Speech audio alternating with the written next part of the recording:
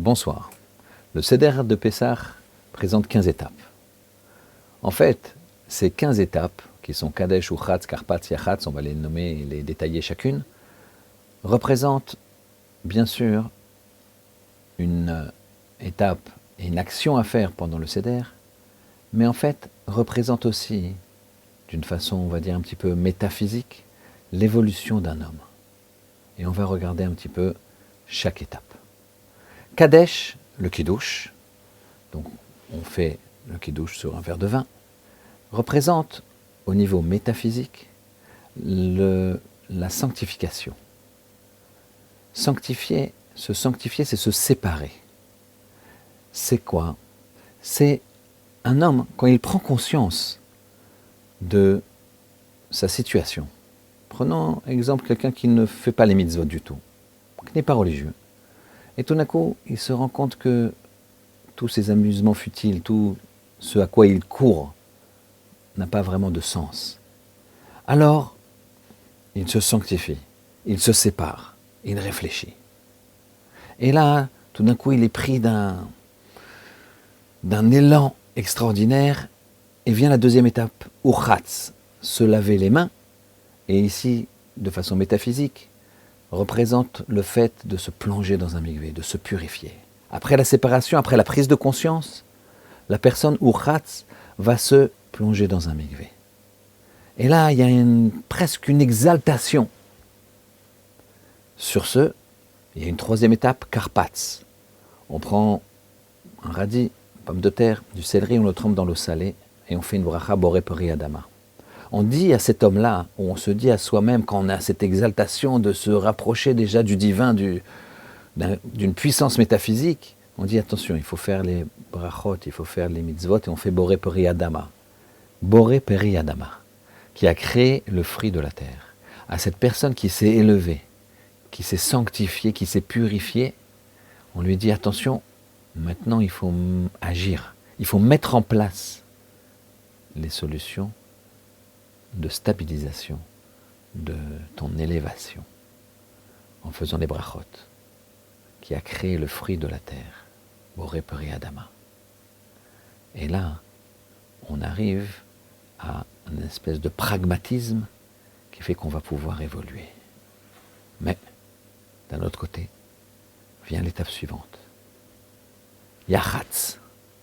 On coupe la matzah du milieu, qui correspond dans l'évolution de notre homme à une difficulté, à un sentiment de solitude. La personne s'est quelque part désociabilisée.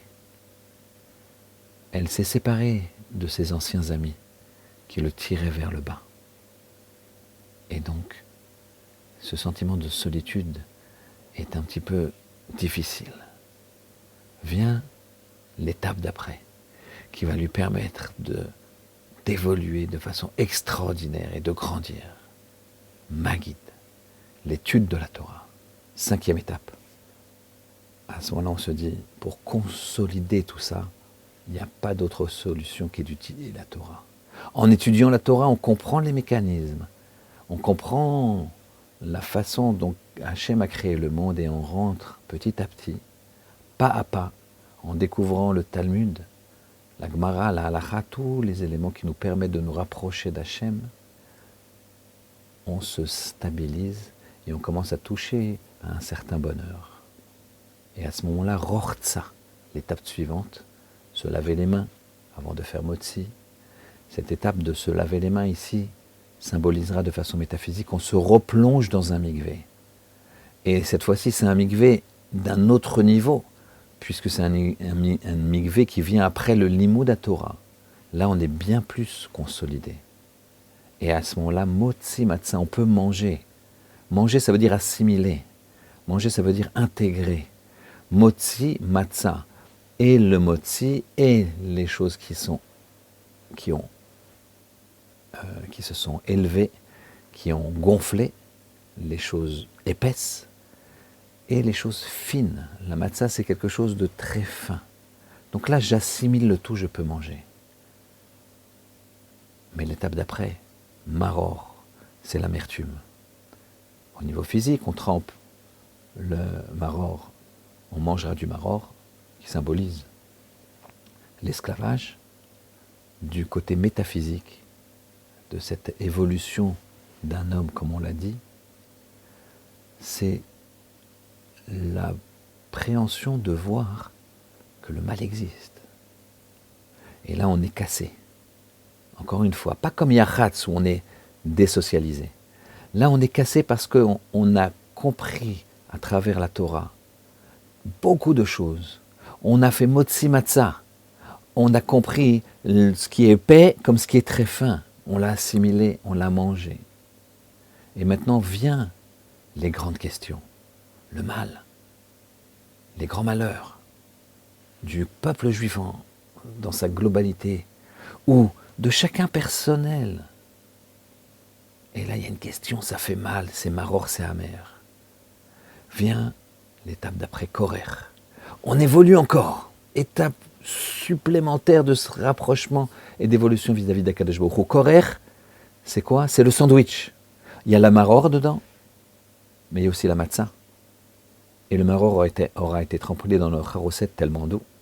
Certains badigeonnent même de charoset, ce qui n'est pas d'ailleurs halachique. Et à ce moment-là, on le mange.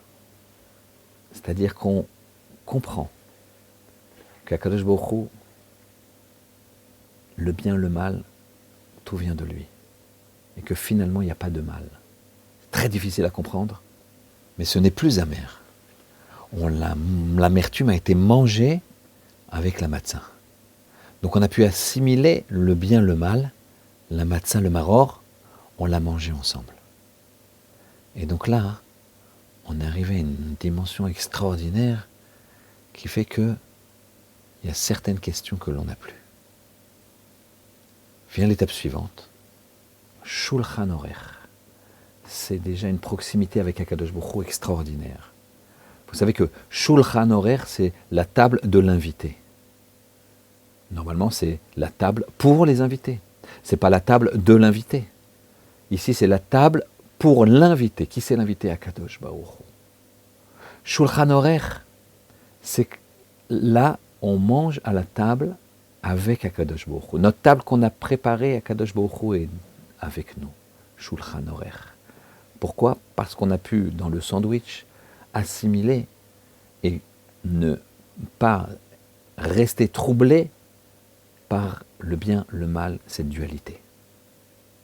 Et donc là, on a une proximité extraordinaire avec Hachem, qui, malgré tout, l'étape d'après, c'est Tsafoun, la matzah cachée. La matzah, c'est l'essentiel. C'est cette partie fine, essentielle, sur laquelle tout repose. Elle est cachée.